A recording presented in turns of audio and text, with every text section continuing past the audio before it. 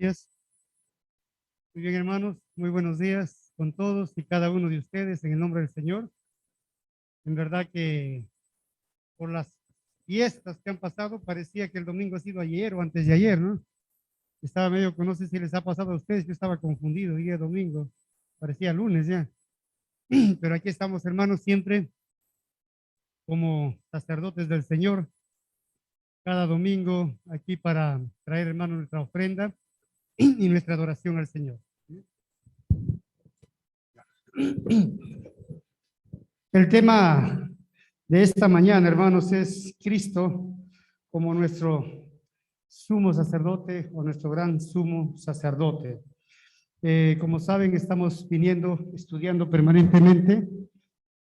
Primero hemos hablado de Dios en una forma general, ahora estamos hablando sobre Cristo y a partir de la próxima semana estaremos hablando sobre el Espíritu Santo, ¿no?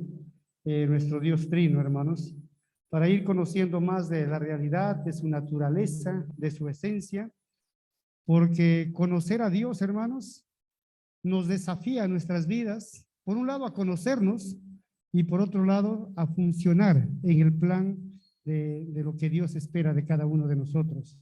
Vamos a orar, hermanos, y luego vamos a continuar con el mensaje de la mañana.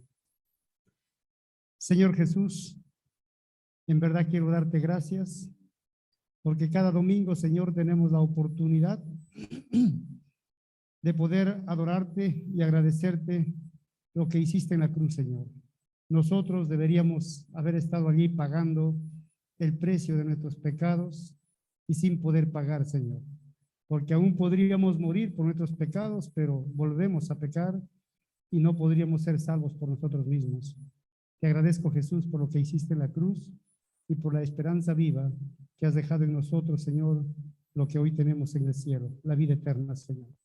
Gracias, mi Jesús, y gracias también esta mañana porque vamos a meditar que tú eres nuestro sacerdote, nuestro sumo sacerdote, y eso nos da confianza, nos da paz, nos da libertad, nos da entrada, Señor, al cielo mismo. Esa es la seguridad que tenemos en ti.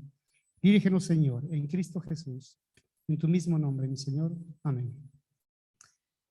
Amén. Bien, hermanos, voy a tratar de ubicarme más hablando en la carta de Hebreos. Recuerdo que antes de la pandemia, antes del 16 de marzo del 2020, estábamos estudiando Hebreos y nos quedamos en el capítulo 4, 5, creo. Y ya cuando íbamos a entrar a este tema del sacerdocio de Cristo, que abarca como 4 capítulos, realmente llegó la pandemia y nos cambió todo, ¿no? Los planes. Durante el tiempo de pandemia hemos ido estudiando Hebreos, pero el capítulo 11, los héroes de la fe.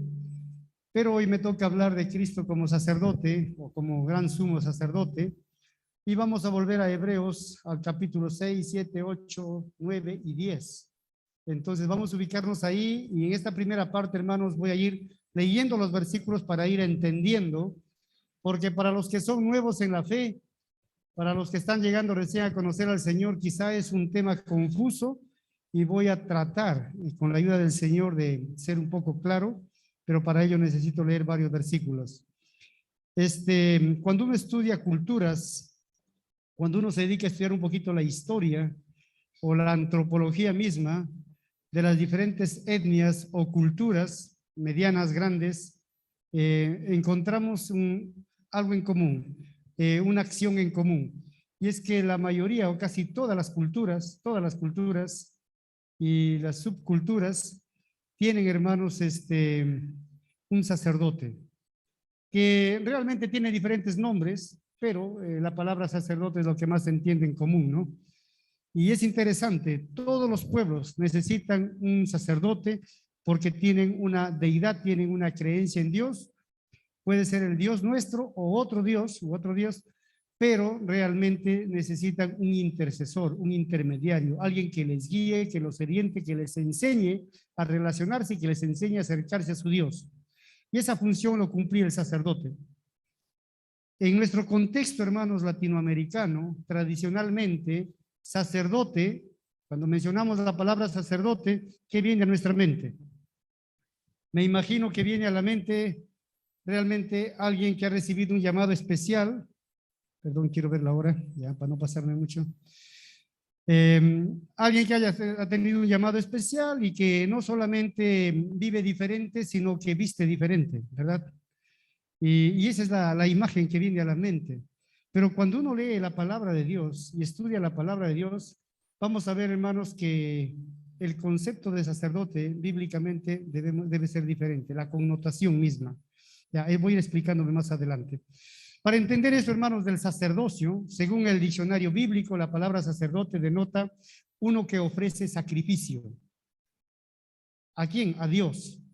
Entonces, desde aquí les pregunto, ¿cada uno de ustedes está ofreciendo en su fe, en su vida espiritual, sacrificio a Dios? ¿Qué sacrificio estás ofreciendo permanentemente con tu vida a Dios?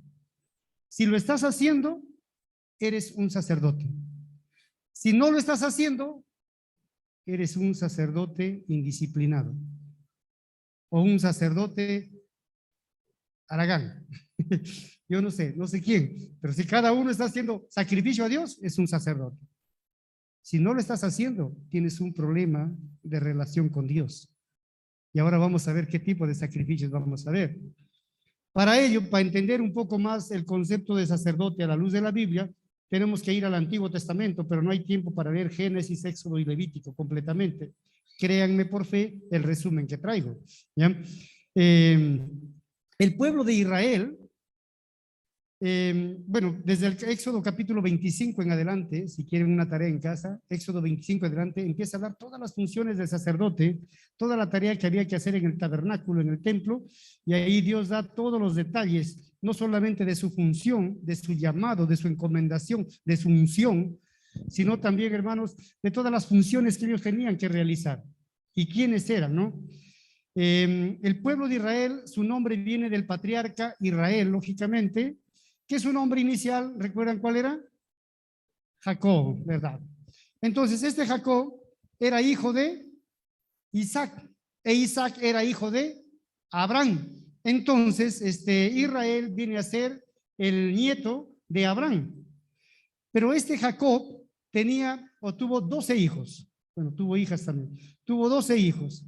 Y cada uno de sus hijos, eran 12 hijos, cada uno de sus hijos viene a representar las 12 tribus de Israel. Y cada tribu de Israel tuvo una profecía de Dios a través del patriarca Israel que iban a hacer en el futuro. Y de allí, de esos 12 hijos, de esas tribus, hay una tribu que queda proféticamente con la responsabilidad de ser sacerdotes. Y esa era la tribu de, muy bien, están muy bien educados los de primera fila. Dice que los que sienten adelante son los más inteligentes, ¿no? Nah. Entonces, sí, Leví era la tribu de los sacerdotes y la tribu de los reyes, de donde viene David, de donde viene Jesús, la tribu de Judá. Muy bien, hermanos. Entonces, algunas imágenes para que me entiendan. A ver, el láser, hermano, acá lo tengo, ¿no? Estaba sufriendo con el láser porque me olvidé. Acá está. Sí se notará. Ya. Bien, clic. Otro clic, hermano. Para tener una imagen más o menos, hermanos, de lo que estoy hablando sobre Israel y las 12 tribus para algunos. Joseph, por favor, hermano. Ya, esta vez, ay no, ya está bien. Esta es la tribu de Leví. Estaba al centro, responsables de lo que es el tabernáculo. Esta manchita negra, supongan que es el tabernáculo o el templo. Y alrededor del templo vivía la tribu de Leví en 4 órdenes clasificadas para cumplir con las funciones del templo, ¿ya? Luego sí, las otras tribus estaban más alrededor. Otro clic, hermano. Otro más. Ya. Ya, dale, todas las que... Ahí está lento, ¿no? Ya. Ahí van las tribus, ¿ya, hermanos? Judá, Isaacar, Zabulón, Rubén, Simeón, pero también aquí vamos a encontrar que están los hijos de José, porque José no se encuentra. Ese es otro tema. Pero aquí tenemos, hermanos, las 12 tribus de Israel, cuando estaban acampando en el desierto, así era su forma de distribución. Unas calles y unas avenidas que llegaban directo a la plaza de armas, o mejor dicho, al centro, y en el centro se encontraban las 4 órdenes de los levitas, y más al centro, en la pileta, para entender en nuestro lenguaje, estaba el templo, ¿ya? Eso era más o menos la distribución cuando caminaba en el desierto. No era un desorden que caminaban como podían y el primero que ganaba cogía el mejor lugar. No, no. Todo estaba en un orden bien clasificado, ¿no? Al punto que cuando alguien miraba desde los cerros a Israel, miraba la belleza de ciudad que era, con sus avenidas bien hechas. Entonces, esto es más o menos, hermanos, las 12 tribus de Israel y Leví en el centro. El clic, ahí está Leví, otro más. Ahora, los levitas, otro más, ya estaban divididos, digo, en 4 órdenes. Eran 4 familias. Dale los 4, hermano, por favor. Eran los coatitas de Coat, dedicados a todos los muebles que habían dentro del tabernáculo, y que en muebles había cantidad. Para armar y desarmar era un trabajo bien duro, y los coatitas estaban dedicados a ellos. La otra familia de Gerson eran en cuanto a los revestimientos, ¿sí? Todos los revestimientos que tenían que ver, la belleza de las telas, las órdenes, toda la belleza que adornaba realmente al templo o al tabernáculo en este caso.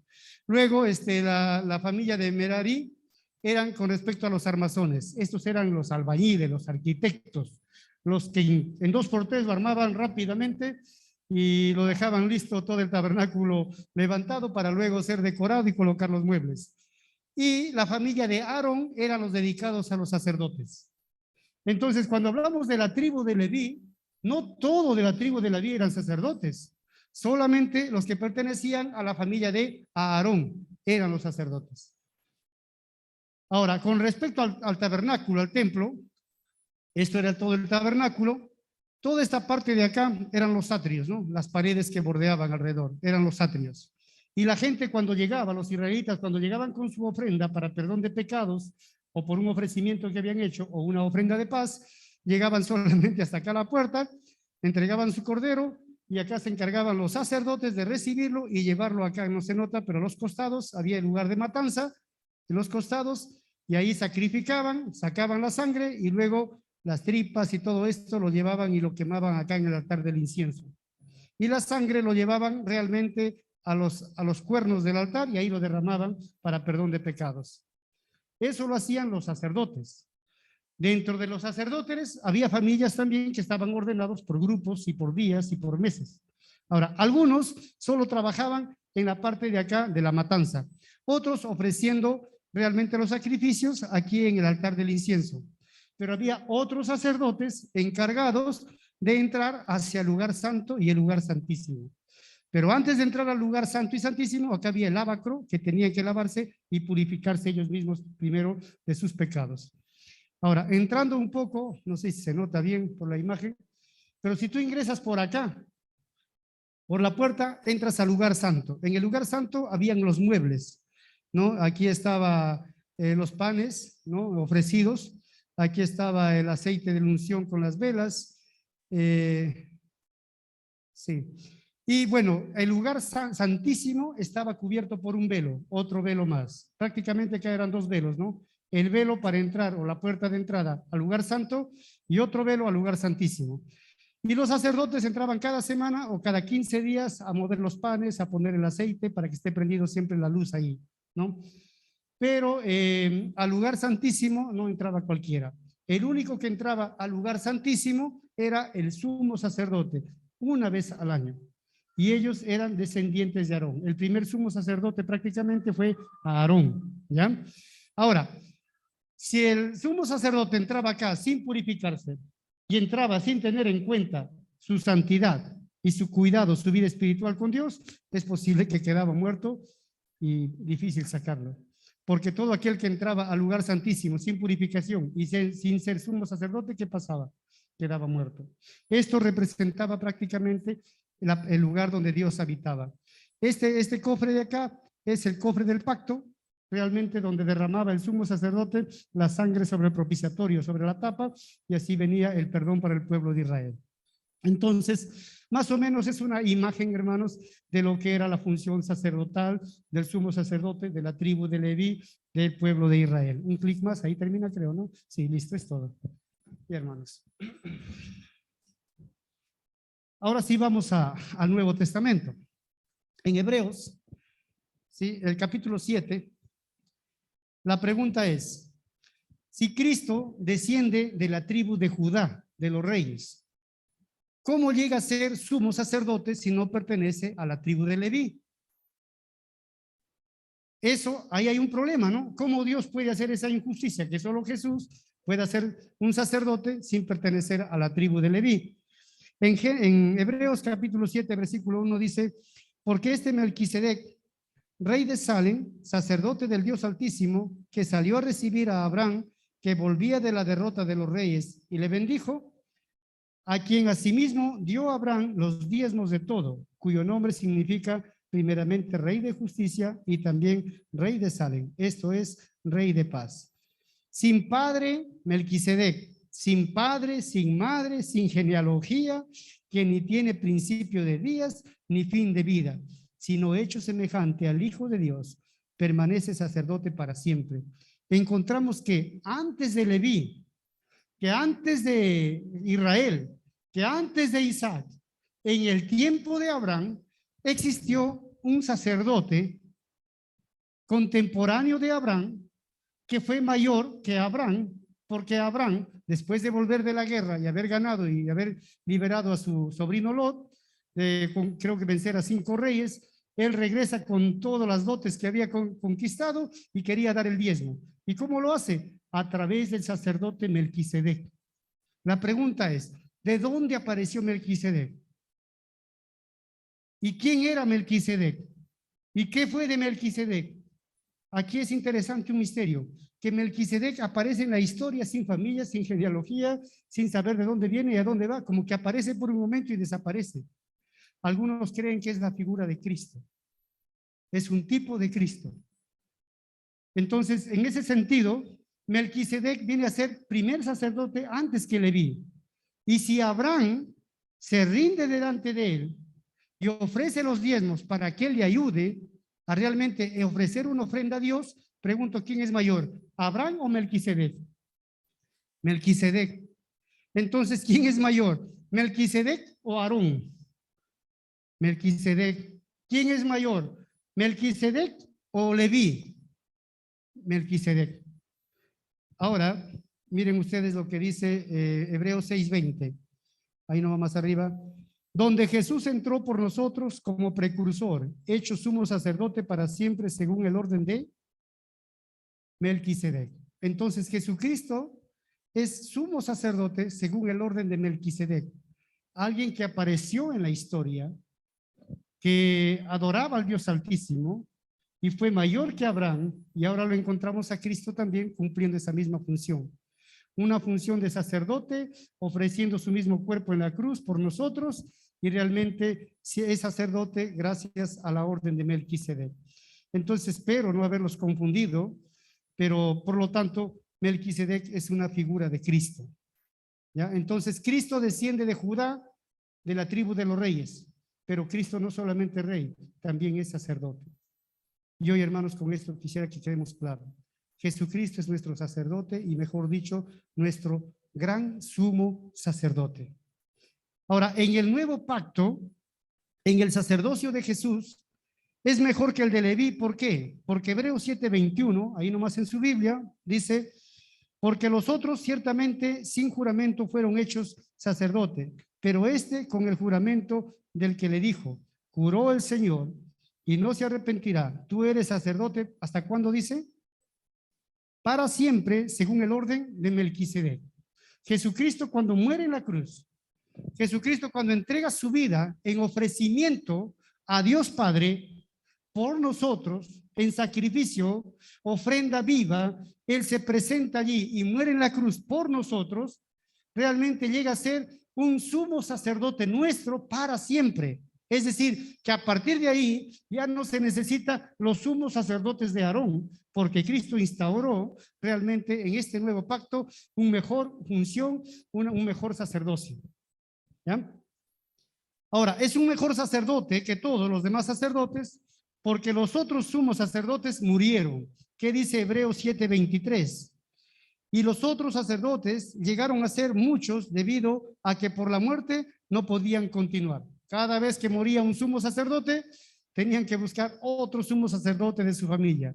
pero en Cristo Jesús no es así. Él es mejor que el sacerdocio de Leví porque no muere. Él resucitó y para siempre. Ahora, en el 7:16 dice, no constituido conforme a la ley del mandamiento acerca de la descendencia, sino según el poder de una vida indestructible. Miren las frases que usa para Cristo como sacerdote.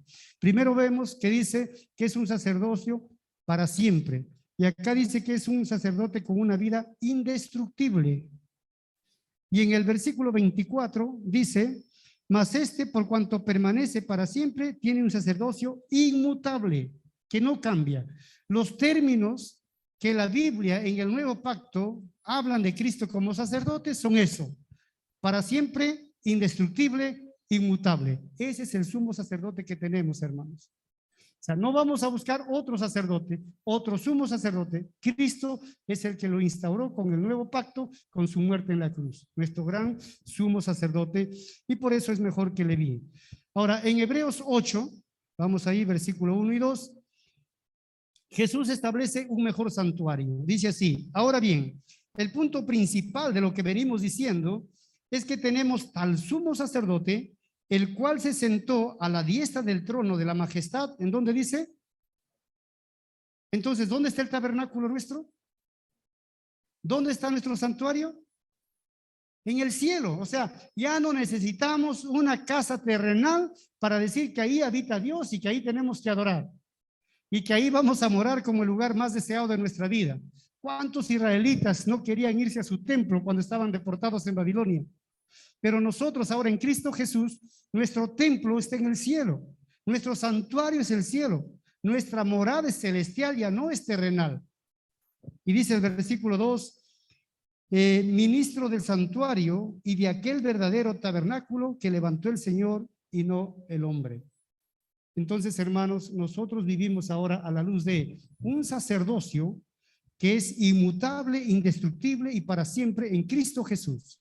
Y un santuario que ya no es en la tierra, sino es en el cielo. Cualquier cosa que pase en nuestras vidas, vamos a morar al santuario celestial, gracias a Cristo Jesús. Y eso nos da esperanza, hermanos. Cuando tenemos amigos, familiares, en esta pandemia, algunos hemos perdido familiares, pero la esperanza que nos da es que están en un mejor santuario. Están ahí en ese tabernáculo celestial, gracias a Cristo Jesús. Y están cohabitando ya y viviendo con Dios, realmente, hermanos, en mejor vida que nosotros. Pero para eso se necesita fe, para creerlo y para vivirlo, hermanos. Por otro lado, hermanos, también el sacerdocio de Cristo es mejor que el de Leví, porque los levitas tenían que ofrecer sacrificio primero por sus propios pecados. Eso no lo vamos a leer en Levítico 16 en adelante. Ahí habla que los sacerdotes y sumos sacerdotes, antes de ofrecer un sacrificio a Dios del pueblo, para perdón de pecados del pueblo, primero tenían que ofrecer un sacrificio por su vida y purificarse por su vida. Levíticos 16:6 habla de esto. Ellos tenían que entrar en un proceso de santificación y purificación, porque si no hacían eso e iban llevando una ofrenda directa del pueblo delante de Dios, ellos podían caer muertos. En cambio, Cristo Jesús, según Primera de Pedro, nos enseña que fue sin pecado. Él no se halló pecado jamás en su vida. Entonces, Él no ofreció en la cruz, Él no murió en la cruz por sus pecados. Cristo murió en la cruz por mis pecados y por tus pecados. Y por eso es mejor que Leví, porque los levitas tenían que hacer dos tipos de ofrenda, por ellos y luego por el pueblo. Cristo no, lo hizo solamente por cada uno de nosotros. Bien, hermanos, hasta aquí hemos hablado. Yo sé que algunos estarán diciendo, algo entiendo, algo no entiendo, pero bueno, el martes y miércoles en el rebaño preguntarán a sus líderes. Si no, me vuelven a preguntar si están confundidos también ahí. Lo que nos compete a nosotros, ¿cuáles son las bendiciones de que Cristo sea sumo sacerdote, nuestro gran sumo sacerdote? ¿Y cuáles son los desafíos o responsabilidades de que Cristo sea nuestro gran sumo sacerdote? Ya casi agarran su lapicero para anotar. Primero nos alegramos viendo las bendiciones. En Hebreos 9:24 dice así, hermanos, en adelante. Porque no entró Cristo en el santuario hecho de mano, figura del verdadero, sino en el cielo mismo para presentarse ahora por nosotros ante Dios, y no para ofrecerse muchas veces como entra el sumo sacerdote en el lugar santísimo, cada año con sangre ajena. De otra manera, le hubiera sido necesario padecer muchas veces desde el principio del mundo, pero ahora, en la consumación de los siglos, se presentó una vez para siempre por el sacrificio de sí mismo para quitar de en medio el pecado. Y de la manera que está establecido para los hombres, que mueran una sola vez y después de esto el juicio. ¿Qué nos enseña acá, hermanos? Nos enseña la bendición tan grande que ya estoy repitiendo más de una vez, que si algo pasa con nuestra vida, nosotros ya no anhelamos un santuario terrenal, sino partimos hacia un santuario celestial. Y ojo, Cristo ha muerto una sola vez y para siempre. O sea, Cristo no necesita morir a cada rato para seguir perdonando nuestros pecados. Si tú has entregado tu vida a Cristo, si eres una persona arrepentida de tus pecados, has aceptado a Cristo como el Señor y el Salvador de tu vida, entonces tienes asegurado vivir en el santuario celestial, porque realmente Cristo, hermanos, lo ha hecho así, con su ofrenda perfecta, sin mancha, sin pecado, el Cordero de Dios que quitó el pecado del mundo una sola vez y para siempre. Si tú entregas tu vida al Señor, si te das cuenta de tu pecado, si realmente sabes que estás andando mal en tu vida y necesitas darle un cambio de mente, de corazón, de acción, de todo, pues fácil, uno se arrepiente, acepto a Jesús como mi Señor y mi Salvador, ¿y qué me regala Dios? Me regala la vida eterna. Pero ¿cuánto cuesta entender en nuestra mente o en el corazón, creo más? Porque muchas veces cuando predico y discipulo en ello, hablo de la salvación de Cristo y la persona acepta entregar su vida a Cristo, pero después de unas semanas cuando le pregunto si tiene vida eterna, sigue dudando que no tiene vida eterna. Y si algo pasa en tu vida, ¿dónde te vas? Siguen dudando. Pero si ya lo hemos estudiado, pero si hemos aprendido que uno en Cristo Jesús tiene vida eterna, ¿por qué dudamos? Por dos motivos, pienso yo. Una, porque realmente la tradición nos ha enseñado que para salvarnos hay que poner esfuerzo humano, hay que hacer obras, y no es así. Hay que poner fe en Jesucristo para recibir y alcanzar vida eterna. Y la otra es que de repente uno está viviendo todavía en algún pecado que no le deja entender las verdades de Dios. Hermanos, quiero decirles, si somos arrepentidos en Cristo Jesús, de seguro que estamos camino al santuario celestial. Y nuestro gran sumo sacerdote nos da la confianza de que realmente la obra que ha hecho es perfecta y eso asegura mi vida eterna. Si yo dudo de la vida eterna es porque estoy confiando en mis obras. Si yo estoy seguro de mi vida eterna es porque confío en la obra de Cristo en la cruz. ¿Ya? Ahora, esa es una bendición tan grande. Hebreos 8:6 dice así: pero ahora tanto mejor ministerio es el suyo, cuanto es mediador de un mejor pacto, establecido sobre mejores promesas. Tenemos, hermanos, mejores promesas con el sumo sacerdocio de Cristo que con el sumo sacerdote de Aarón. Mejores promesas por la vida eterna, por lo que nos espera en el cielo, hermanos. Ahora, Dios nunca se acordará de nuestros pecados. Miren lo que dice Hebreos 10, 17 y 18. Añade y dice: y nunca más me acordaré de tus pecados y transgresiones, pues donde hay remisión de estos, no hay más ofrenda por el pecado. Qué lindo, hermanos.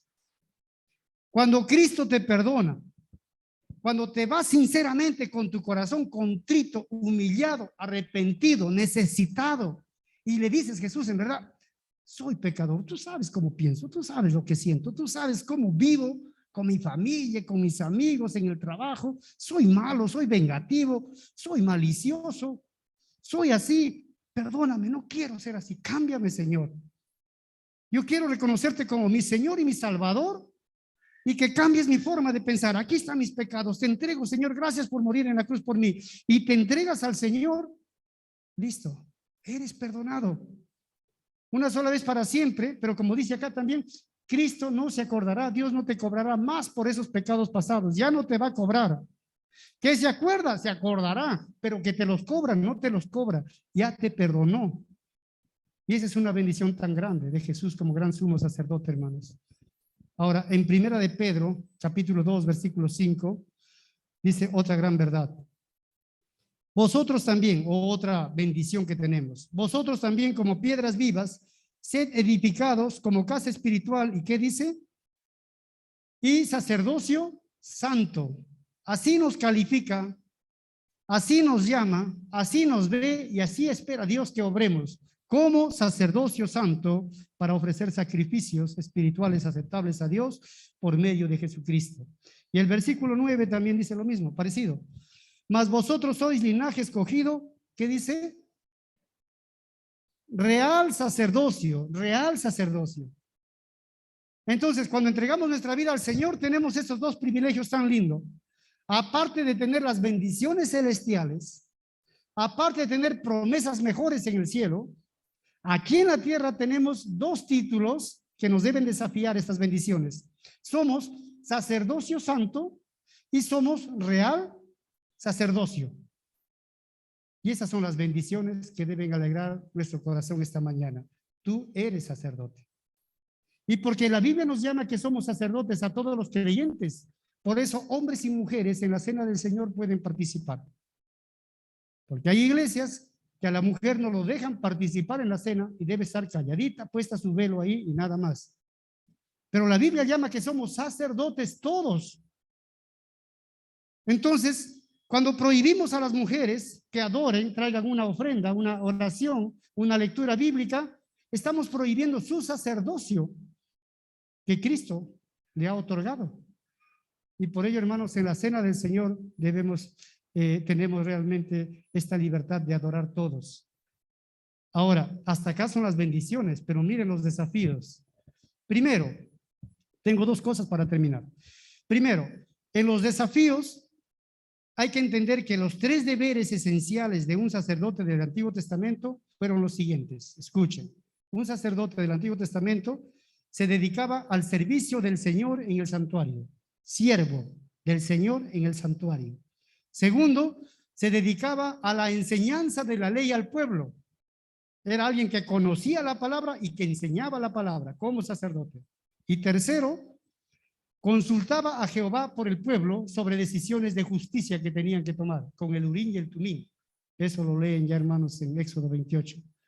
Entonces eran tres funciones en el Antiguo Testamento generales que cumplía el sacerdote. Ahora, en el Nuevo Testamento, segundo, a la luz de Primera de Pedro, capítulo 2, 5 y 9, encontramos lo siguiente.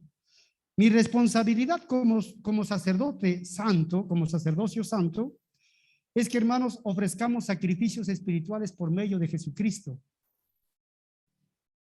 Puedo salir contento hoy día y decirle y conversar con mi otro hermano en Cristo o con mi familiar en Cristo y decirle, ¿sabías que somos sacerdotes y sacerdocio santo? Y esa es una bendición, pero también soy un real sacerdocio. Excelente, hasta ahí estamos contentos. Pero la pregunta es, ¿cuál es tu tarea como sacerdocio santo? ¿Y qué dice ahí? Ofrecer sacrificios espirituales. Mi pregunta hasta ahí, hermanos. ¿Qué sacrificio espiritual estás ofreciendo como sacerdote? Por favor, no se vayan a ofender, pero tengo que hablar directamente. Tengo que ser directo. Y si Dios les habla, por favor, no se enojen conmigo. Celebramos la cena del Señor. ¿Cuántos participan en la cena del Señor? Los sacerdotes santos. ¿Y quiénes son los sacerdotes santos de Iglesia Cristiana Vida? 6 hermanos, 8 máximo. No hay más. Discúlpenme, pero cada domingo debiera acá haber un semáforo para chocarnos porque todos queremos adorar, pero no. Hay vacío, hay silencio. Hermanos, lo digo con celo en el Señor, no porque soy ejemplo. A veces quisiera dejar de ser anciano para seguir haciendo lo mismo sin el cargo, porque yo no sirvo por el cargo, sino porque entendí lo que ha hecho Cristo por mí. Líderes de rebaño, ayudantes de rebaño, líderes de ministerio, debiéramos estar dando el ejemplo de adorar cada domingo a los nuevos miembros. Un nuevo miembro de la iglesia me preguntó hace 3 días, hermano, ¿por qué en la iglesia solamente en el momento de la cena hacen las mismas personas y no dejan hacer a los demás? No es que no dejamos hacer, está libre para todos, pero ¿por qué solo lo hacen ellos? No lo sé. Más bien la pregunta es ¿por qué no lo hacen los demás? Hermanos, ya tenemos años en el Señor. 2, 3, 4, 5 años en el Señor y hasta ahora no hemos participado con un sacrificio espiritual en la cena del Señor, yo les pediría, hagan un esfuerzo. Por favor, hagan un esfuerzo en el Señor de adorar a Dios. Yo sé que vas a salir con tu Biblia sacudiéndote ahí porque tienes nervios, la vergüenza no te deja. Hazlo porque tu adoración debe ser mayor que la vergüenza o la timidez. O si es por ignorancia, porque no sabías, hazlo, hermano, después de este mensaje. Que el próximo domingo nos choquemos 5 o 6 acá, saliendo al frente a adorar al Señor. O si estás en pecado y por eso no lo haces, y por eso hasta dejas de tomar la cena. ¿Qué sacerdote? ¿De qué sacerdocio estamos hablando? ¿Sacerdocio santo? Cuidado, hermanos. La gracia del Señor no es un permiso para hacer lo que quiera. En el Nuevo Testamento, la gracia del Señor es santificación, porque por gracia nos santificamos, porque tanta gracia hemos recibido. Eso como desafío, hermanos, del sacerdocio santo. Ahora, el sacerdocio, real sacerdocio, la tarea, hermanos, nuestra responsabilidad es proclamar las excelencias del Señor, porque ahí dice el 9. Nación santa, real sacerdocio, nación santa, pueblo adquirido por Dios. ¿Para qué? Para que anuncien las virtudes de aquel que os llamó de las tinieblas a la luz admirable. Entonces, si yo soy real sacerdocio, la consecuencia de mi responsabilidad es predicar el evangelio, enseñar de la palabra, capacitarme, prepararme, estudiar, profundizar la palabra, conocer más a Dios. Hermanos, podemos tener 4 o 10 años de edad cristiana y no estamos seguros ni de nuestra salvación. No estamos seguros ni de las cosas básicas de la palabra de Dios. Y acá ofrecemos capacitaciones, quienes vienen, quienes no. Hermanos, tenemos que ser estudiantes de la palabra. Hoy empieza un nuevo año. La hojita de leer la Biblia en un año. La semana pasada, ¿cuántos quieren? 8 hermanos.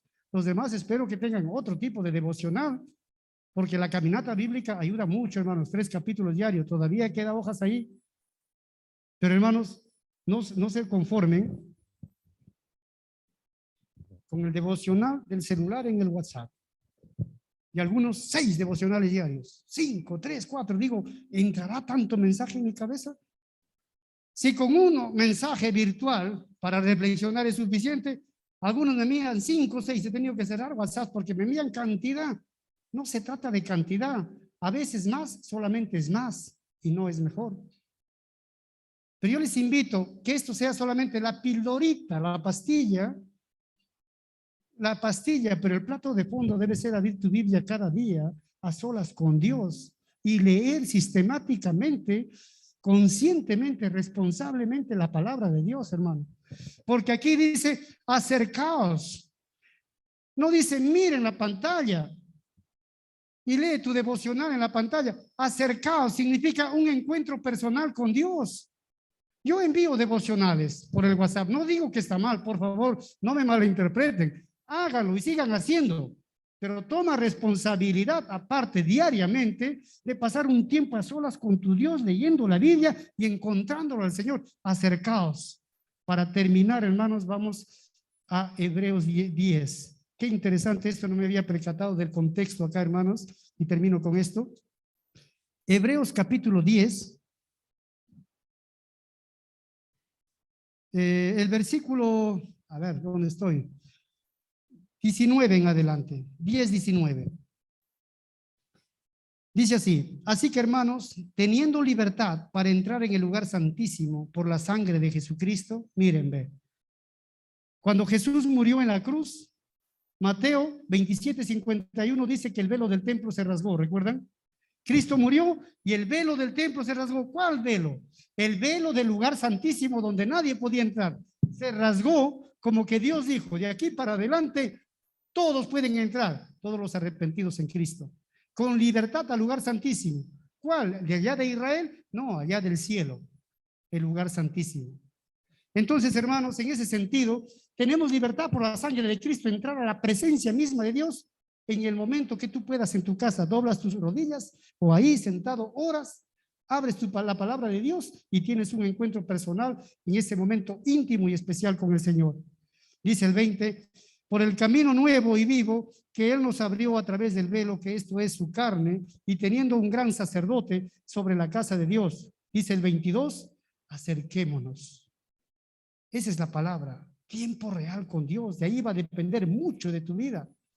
El que estés desanimado, animado, que te levantes de dificultades, todo lo que enfrentas, va a depender de acercarte a un tiempo especial con Dios. Acercaos, dice, con corazón sincero, en plena certidumbre de fe. Necesitas fe para hacer devocionales vivos. Purificado los corazones de mala conciencia y lavado los cuerpos con agua pura. Claro, el momento especial con Dios. ¿Acaso Dios no te jala las orejas y el corazón? ¿Acaso Dios no nos hace ver lo mal que somos? Ahí nos purifica. El 23 dice, mantengamos entonces firmes sin fluctuar la profesión de nuestra esperanza, porque fiel es el que nos prometió.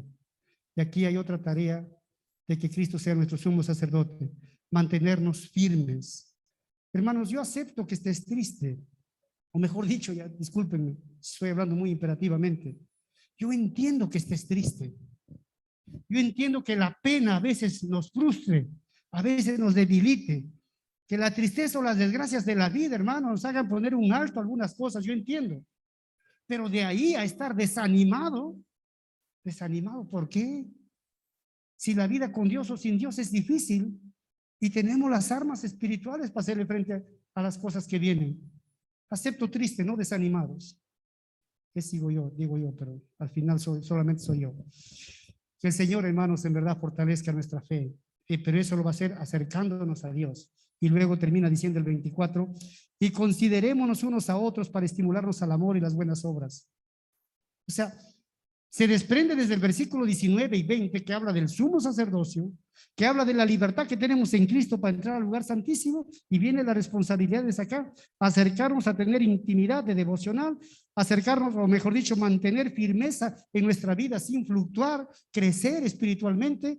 Y ahí viene el versículo 25, no dejando de congregar como algunos tienen por costumbre.